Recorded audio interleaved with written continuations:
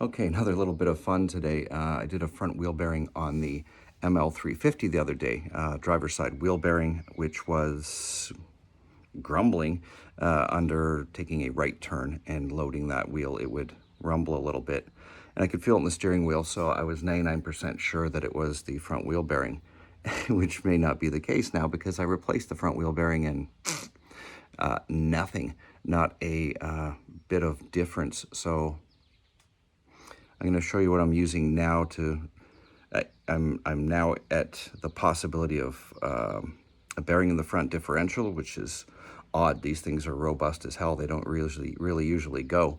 And I got the car at 117 Ks, changed the fluids, then changed them again at 200 Ks. At all synthetics, I can't see it going. They're not used hard or rough or anything. So this is what I'm going to be using to diagnose it. And I got it from a friend a few years ago who was cleaning out a bunch of old shop tools he had. And this is a Matco Tools. It's a suspension or chassis ear. And what it basically does is there's a 6-channel. I've only got 4 of them, but it's a 6-channel radio transmitter deal. Where's the base? Hold on 1 second. I've got it set up on my car because I'm just going to go take a ride and listen.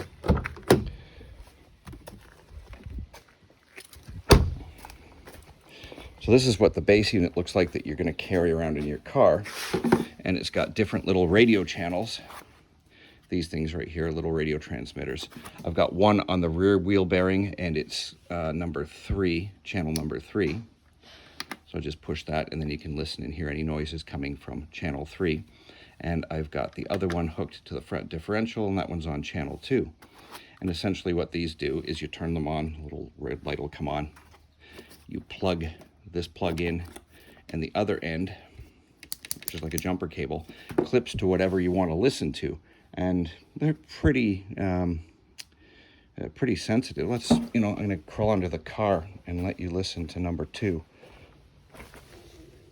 Oh, great, I'm going to get filthy here. Let me grab a blanket.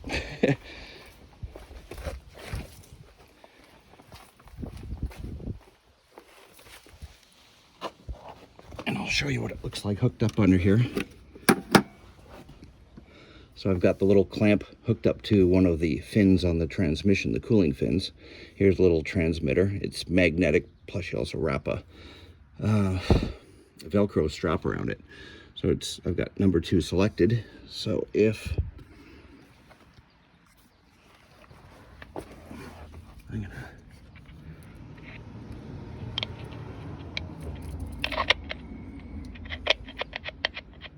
I'm just wiggling the clamp there, and you can hear it coming through there. And if I select number 3, we'll be listening. It isolates each one at a time. So if there's any groaning coming from a bearing inside that differential, I will hear it through here. And if it's coming from the rear driver's side wheel bearing, which is essentially the same as replacing the front side wheel bearing, it's about a 2-hour job. We'll hear it. So I'm going to jump in the car, take this thing with me, and we'll turn it on and give it a listen. Okay, we've got a pretty definitive test. I've only gone a block down my street. I've got on number 2, which is I'm going to turn it all the way up for you to hear. Number 2 is on the front differential. Number 3 is on the rear wheel bearing, rear driver's side wheel bearing. So I'm going to turn it on 3. And we'll drive and listen to the wheel bearing.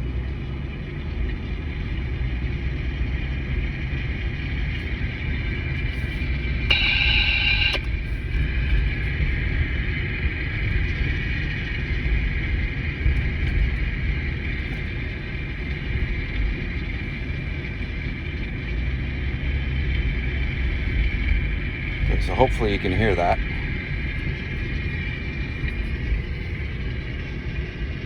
Trying to drive and work this camera at the same time.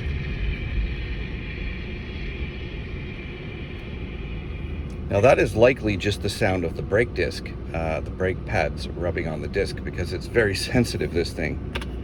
Now we're going to go to number 2, which is the front differential.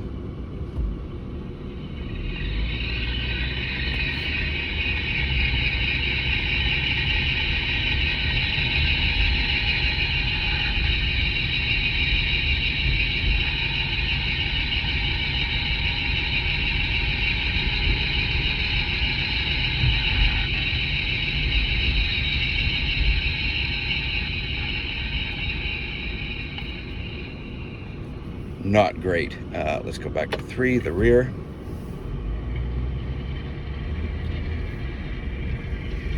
So I haven't changed the volume on it.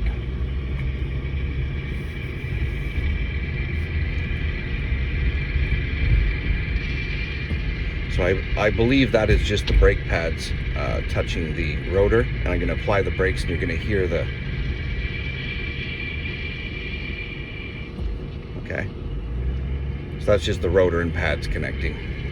So worst case scenario is that I've got a bad front differential, which I don't understand. That just is... Wow.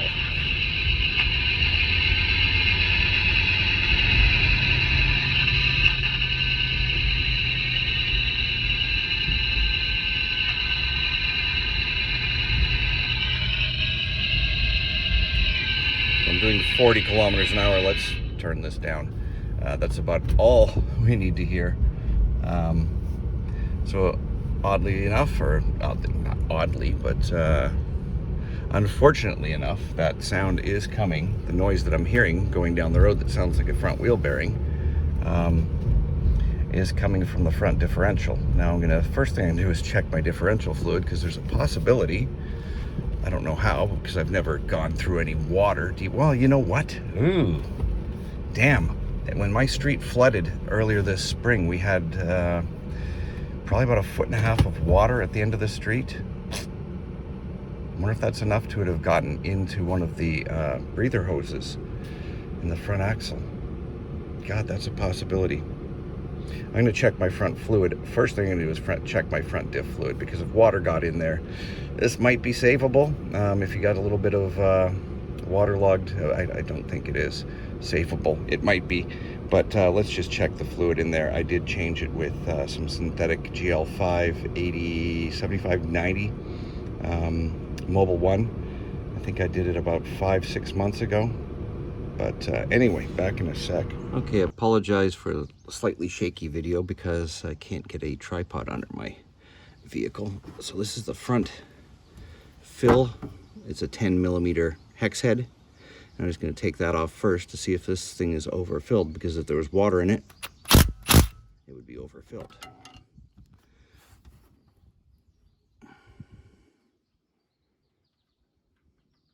Oops, sorry. Okay. I don't know if the fill plug is magnetic like the drain plug is. Well, nope. Maybe a little overfull.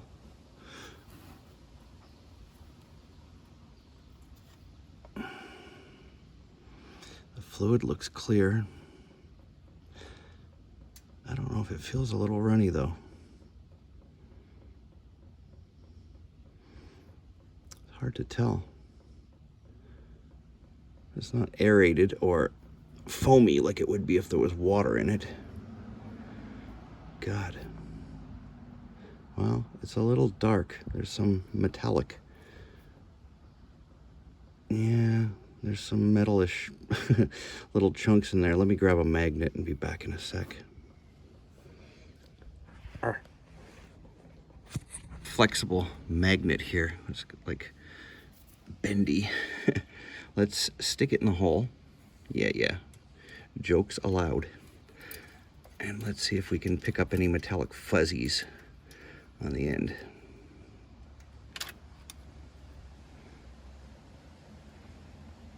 I don't know, can't tell.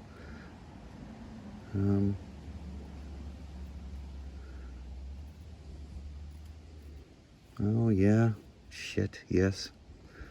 Crap, there does seem to be some on there. Okay, I'm gonna drain bolts the same 10mm. I'm gonna drain that, and we'll see what's on the end of the magnetic drain plug. Fingers crossed. But this fluid looks nice and clear. And again, this is a Mobil 1 Delvac heavy duty 7590. The one that's recommended for the G-Wagon is the same stuff I put in this. So it's a GL5, and it should have been absolutely fine for this application. I don't see why it wouldn't be. Anyway, I've never seen one of these front ends go before, front differentials. But stuff does happen. It shouldn't be a pain to replace. It should be pretty simple to swap. Not that I want to do it, but let's pull that drain plug and see what's on the end of it. Oh, come on. Honestly, let's just make everything more of a mess than it has to be.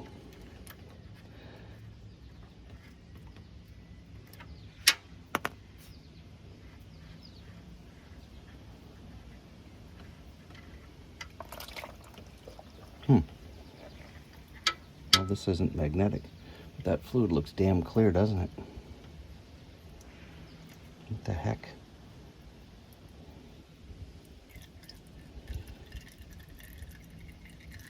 Again, it's like 5-month-old fluid, Mobil 1 synthetic.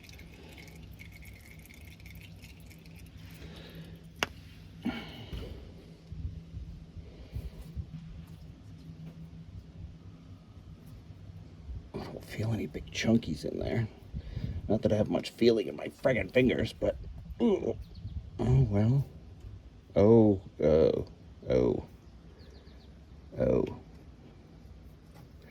Even with limited feeling in my fingers, I feel some nastiness in there.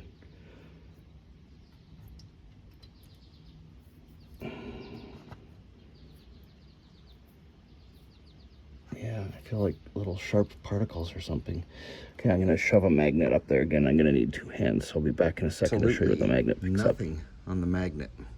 What I was feeling with my finger, these 2 fingers are completely dead numb from nerve damage. Both my hands kind of are, but these 2 especially. So what I was feeling in there was the seam. There's like a casting seam in there, so it was no big deal. Which is a good thing. That means internally there's no gears or anything binding up or destroying themselves in there. So what it's got to be is an output shaft bearing to either of the front drive shafts, so the bearing in the end of the differential that where the power goes out to the drive shafts, or the input shaft bearing where it comes in on the front drive shaft. So those are all probably easily replaceable. Not easily, but a heck of a lot cheaper probably than replacing an entire front differential. So unfortunately, no 100% sure idea where this is right now, except that I'm not going to be driving it until I look further into this. Yeah. Anyway, stay posted, stay tuned. Well, we left off yesterday with the ML350 with the differential. Still making the noise. I changed the oil after I made the last video. Made no difference. I redrained the fluid though, because I figured I was going to be rebuilding the differential. A lot of water came out. I don't know why it didn't come out the first time, but it did come out the second time. It was really foamy, the oil, and I don't have it now because I dumped it into a container. But anyway, it was milky and foamy and frothy, a lot of water mixed into it. So I'm assuming that somehow it got in the spring when I went through that deep water. I got some water in there. And anyway, screw that. Check the internet, looking for parts, looking for bearings. Probably, I'm assuming it's an output shaft or input shaft bearing, since there was no metallic stuff inside the oil. No internal rebuildable parts for that, these diffs, front and rear. They only come as a rebuilt unit or as a brand new unit at $3,000 a piece. So I call my handy dandy local wrecking yard, has one with 80,000 miles, been sitting on the shelf forever. He says he's never heard of anyone asking for one because nothing ever goes wrong with them. $125. So it's just going to be an in and an out. Old one out, obviously, new one in. So first thing I'm going to do is jack the car up on jack stands, loosen the axle nuts, the big 36mm axle nuts, as in the front wheel bearing video that I just did. Loosen the axle nuts, top control arm ball joint nut off, and car up on jack stands, and again, center 36mm nut. If you don't have impact tools, take the center cap out of your wheels and break them loose on the ground, because they're really on there. Unless you have something that can do 500 or 600 foot-pounds of breakaway torque, you're going to need to do it on the ground and use a cheater bar and jump up and down on it to get that axle nut off before you take the tires off. Anyway, I do have air tools, so I'm going to jack everything up, remove the wheels. We're going to take both those axle nuts off, both the top ball joint nuts off, and separate the ball joints at the top control arm, and then we'll show up from there. Oh, and drain the old oil out of the differential. Okay, so this is the point we're at on both sides. Both center bolts, the big 36 millimeter out, top upper control arm ball joint bolt off, or nut off. And I also took the 10 mil nut off of the mount, the wiring mount right there. That mounts on the side of the upper control arm. Yeah, where is it? Right there. See that little hole? And just to give the wires a little bit of extra room. So, both sides are done. So now I just have to drain the fluid out, or else I'm just gonna make a mess. And it's gonna be all over me. It's a little heavy, so I don't wanna be dropping it on me. I don't know if I mentioned it already, double jack standed with the wheels under the frame, and the jack still under the front frame member at the front of the car. When you're under the car, don't take any chances. If you have 4 jack stands, put 4 under there. And again, always, if you got the wheels off, jam them under the car. You know, if the car falls down, it's gonna wreck the finish on your wheel, but it's better than popping your head open. Back in a few minutes once I've got this drained. Now we're under the truck on the driver's side. So follow the axle into the differential, and there's the attachment, the input shaft from the front drive shaft. There are 6 bolts, each one sistered or paired with a little, I don't know what you call it, a little bracket washer. They are 6 millimeter, and put your transmission in neutral, and then you'll be able to take the ones close to you out and then spin it and get them all out. So I'm going to take all these out, and then I think I'm going to have to hang this transmission. I'm going to have to support it, this front drive shaft. I am not sure. I don't know how far it's going to fall, but if it does, I'll just support it, tie it up with something. But for now, let's just take this thing out. Again, 6 millimeter, and 6 of them with little sistering bolts. There's 2 bolts for each one of these little brackets, and then there's a spot, and then 2, a spot, and 2.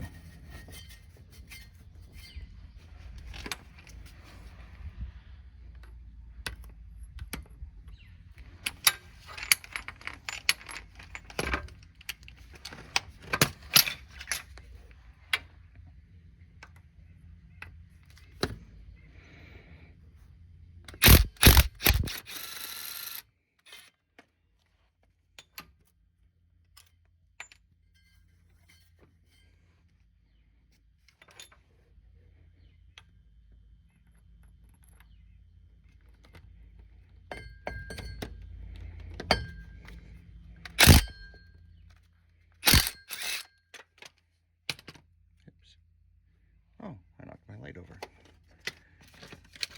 That helps.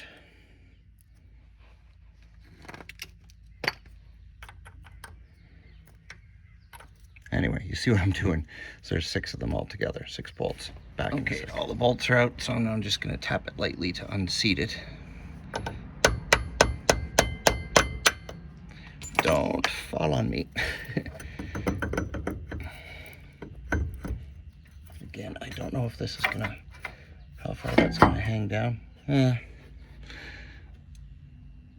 I'm just gonna tie it just so it doesn't, oh no, it can't fall. There's a bracket back there for the exhaust, so it's not gonna fall down. Sorry, this is a little close, but there's not a lot of room under here. Okay, so that is off. I just have to pop the 2 drive shafts, which is sticking a crowbar, a pry bar in there, and just quickly snapping it on both sides. It'll pop the spring clip out and pop both drive shafts out. So I'm going to do that back in a second. So seen from the front of the vehicle, this is the driver's side, passenger side. There's a collar I'm going to point to with the pry bar. You want to be careful of. See this collar here? You don't want to, oops. That little, you see the shaft there, and then the collar further to the right. You want to be careful. You don't want to pry on that. So when you pop it, put your pry bar against the back of the drive shaft and then just quickly pop, and it will disconnect them. This is disconnected now, actually. Oops. It should be.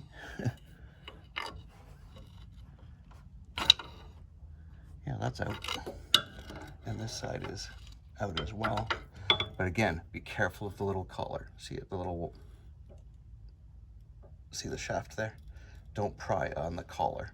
Just pry against the bulky part of the shaft that I'm tapping on there. Sorry, this is hard to film. Ugh. Yeah, I still gotta pry that out further. Back in a few minutes, so I'm just gonna pop them clear of the differential. Don't know if I said it before, but you have to make sure the outer drive shaft where it goes through the hub, that you've pulled that out to give it room to clear, to pull out. And now we can see into the differential.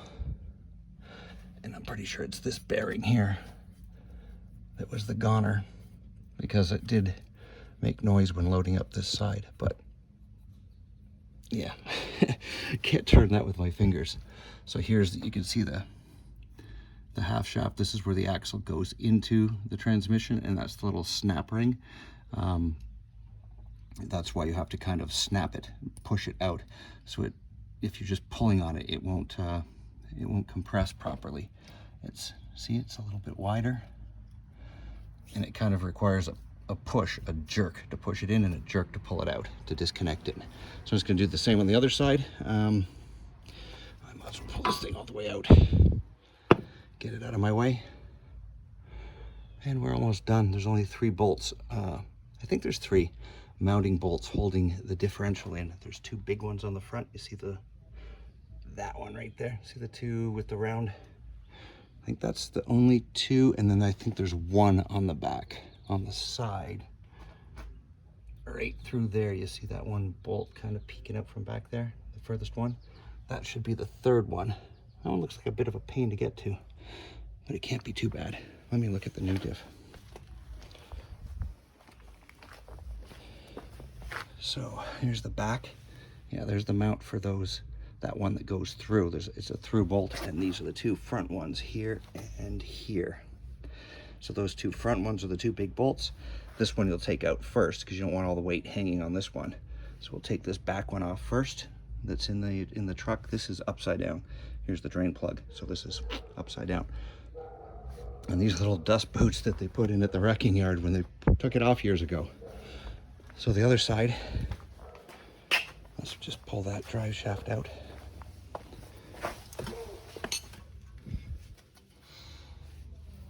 Move this. You have to turn this all the way this way. Leave your key in your ignition, so that, so put your key in your ignition, turn it on, and then turn it off without pulling the key out, and your steering will stay unlocked. And that way you can move the spindle back and forth, the hub and spindle.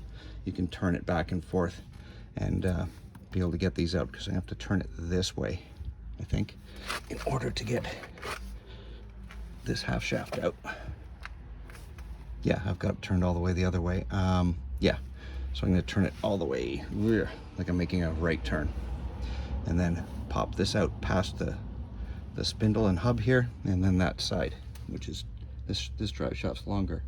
Pull that one out and we'll be done and ready to take the whole diff out. Sorry if I'm being a little long-winded. I try to cover everything. I don't like to, I've said in other videos, I don't like to just say do this, do this, do this.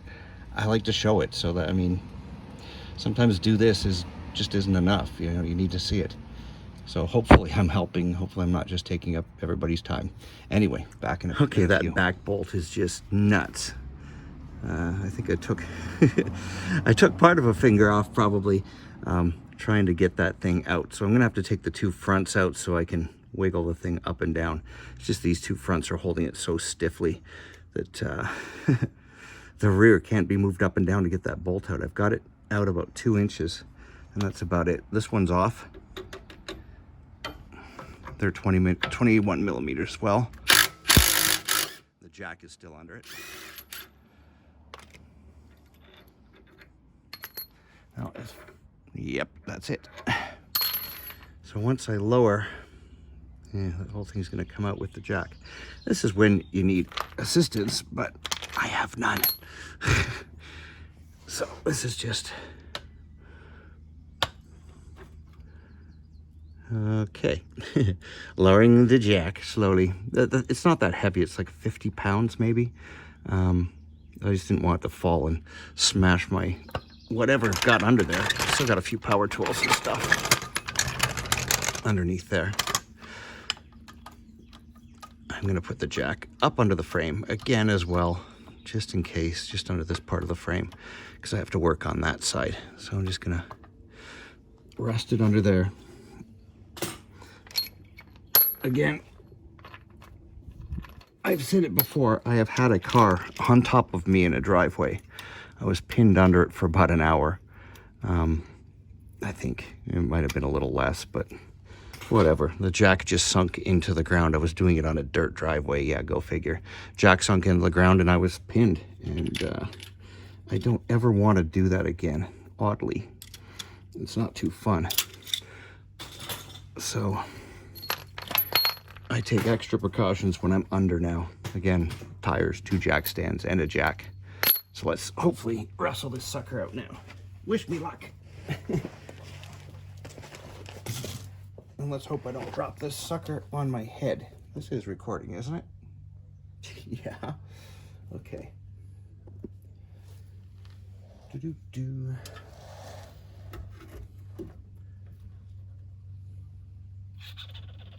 Not that.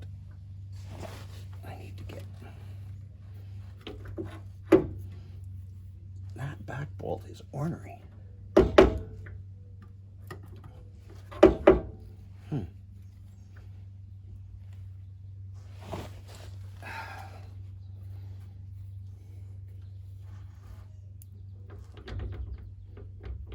Just does not want to come out.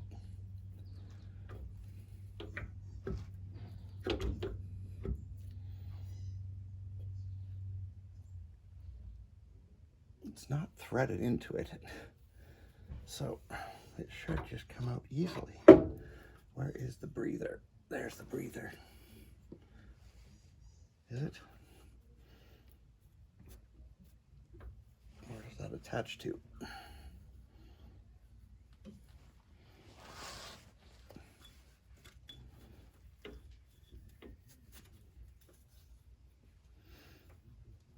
Ah, okay, hold on a second. One more thing I have to take off here. It's probably a wheel speed sensor, a speed sensor for the front differential. It looks like.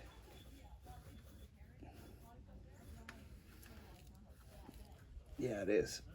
Or it is the... It looks to be a 12 millimeter. Let me bring you up in here. Hopefully you can see this. Right. See the black wire? Right there. There's this. That's a... I believe that is a speed sensor of some sort. And I think that bolt holds it in, either that one or that one. Let me look on the new one, or the new used one.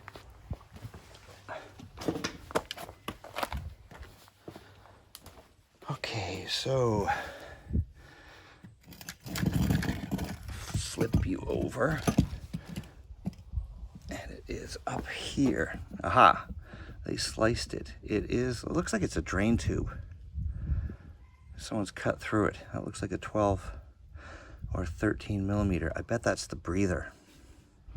That must be where the water got in. It felt hard though. It's like a hard line. It felt like a bicycle brake cable type of thing. So let me take that off with a 13 mil and let's just take it off. I'll just keep the camera damn running. My hands are so filthy. I can't touch anything. You know, fast forward past this part if you have to, but I don't edit much. Oh, it's a 14.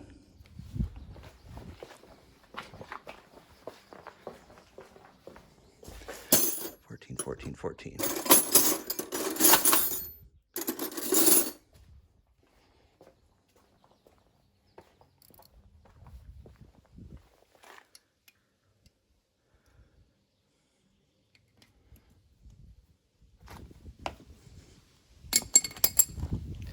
How hard could it possibly be on there?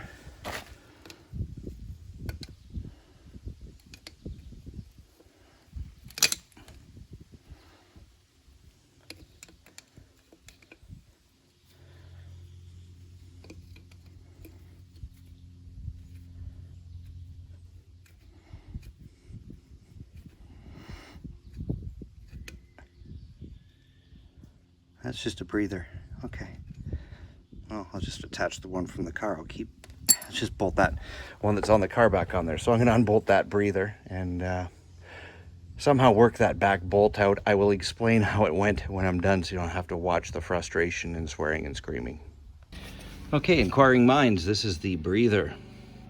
Once it's unscrewed, it goes up the frame and it's got this little rubber end. So it sits like that and breathes downward. So I don't know how I got water into it. I have no idea if that's what actually happened. But anyway, still wrestling this transmission out, or differential out. I just got the breather out, wanted to show you the breather. Again, celebratory beer time. It's out. I just tapped that while I was holding up the front, tapped the back with a wrench, and it dropped nose first. So front end comes out first. Be careful, there are, whoops, almost killed myself, power steering lines, right. See the power steering lines going across there? Don't smush those. It's kind of heavy. It's 50 pounds. I think most of us can handle 50 pounds, can't we? Yes, we can, because we're all men and tough women. Back in a second, we're just gonna reverse this and poke this bastard back in. I can't find torque specs, but I'm looking. Okay, surprisingly much easier to bench press that new one in than the old one. And putting it in, I don't know if I said so or not, stand it on its end like this, bench press the back part up and over, and then tilt it. Once it's tilted, put the two front bolts in. You can push it back, align the front bolts. This will just be kind of sitting on the frame cross member. Align the two front ones, get them in a few threads, push it back against the mount, and then the rear bolt went in easy peasy. Now it's just tightening everything else up and putting it back in. So I'll give you torque specs that I can find, the ones I know of. Front big wheel bolt, the 36 millimeter center axle nut is 3 foot long pry bar jump on the end. It's about 350 foot-pounds, lots and lots and lots. Unless you have air tools or impact tools, 3 foot torque bar jump on the end. I do not have anything I cannot find anything for the differential mount. They're on there pretty good. I'd say about 150 foot-pounds. It's a big 21 millimeter nut. It can take 150 foot-pounds, so that's what I'm putting them at. Oh, the flange bolts, the long hex bolts that mount the drive shaft to the carrier, that mount the front drive shaft where it goes and mounts onto the input shaft of the carrier. Those 6 Torx bolts, those are about 18 to 20, probably about 20 foot-pounds. Again, can't find an actual torque spec on these, but I'm assuming that's approximately what they're going to be, because that's what a drive shaft, a regular Mercedes axle shaft torque spec is. So about 20 foot-pounds. I'm going to Loctite those ones. I'm not going to Loctite the ones holding the carrier on. So you can see the little plastic caps that the wrecking yard supplied to keep crap from getting inside. So I'm going to, once I get this bolted up, I'm going to pull out the drain bolt, make sure there's no old crud in there, pour a little bit of new fluid in there, and top it up, cross my fingers, put everything else back together. Thank you very much for watching. If this helps, please like, subscribe, whatever. It helps me if you do that. Anyway, thank you very much for watching. If there's anything else I come into that's a problem, we've already seen everything coming out. It's the exact same opposite going back in. This isn't a difficult job. It's just a little time consuming, and yeah, it doesn't even take many tools. Anyway, thanks for watching. Well, apologies again for being thorough, but the crankcase breather hose goes in at the top of the sway bar mount. There's a hole on the back peak. On the back side, there's a hole. You can see the hose go in there, and it goes up the mount. See it go up through there. See it go up and through underneath the power steering line, and then come out at the top. I need something to point with because I can't reach. It goes behind the ABS lines up, and there's a little mount here that it pushes through. It's a little little hole that you push through the mount, and then you put the rubber snorkel on top. And that's it bolted in, back up in there. So all the way up and up there. So I guess you'd have to be 3 feet underwater to suck water in there. I don't know how I did, but I did, apparently. Well, we'll see if I did in a little bit. Look at all this. This is from oil changes and stuff, just spilling oil. When you're changing your oil or adding oil and it drips over, this is where it ends up. This is the oil graveyard. Anyway, again, thanks for watching.